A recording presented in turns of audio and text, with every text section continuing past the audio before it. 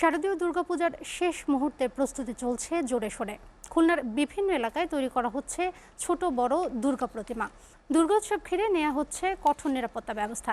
এ বিষয়ে আরও জানাতে সরাসরি যুক্ত হচ্ছেন সহকর্মী রকিবুল ইসলাম মতি। খুলনা অঞ্চলে দুর্গোৎসব ঘিরে আপনার কাছে সবশেষ কি তথ্য আছে? আয়োজকদের বক্তব্য কি জানাবেন?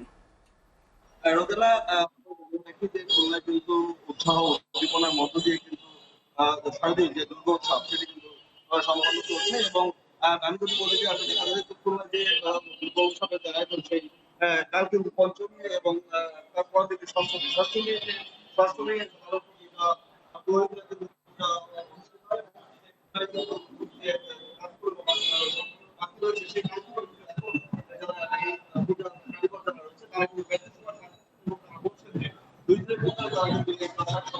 এবং সংস্কৃতির সংস্কৃতির প্রধান উৎসব মানে উৎসব সেই উৎসব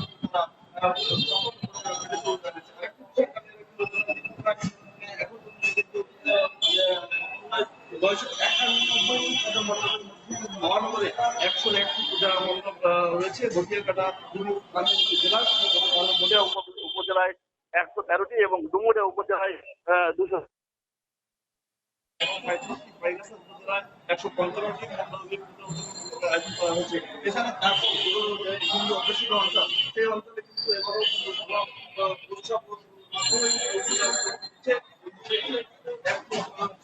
চুরাশিটি এবং ত্রিপুরা উপজেলায় 64টি বলা যায় সেখানে বেশি হচ্ছে 136টি মণ্ডপে কিন্তু এবার পুজো উদযাপন হচ্ছে।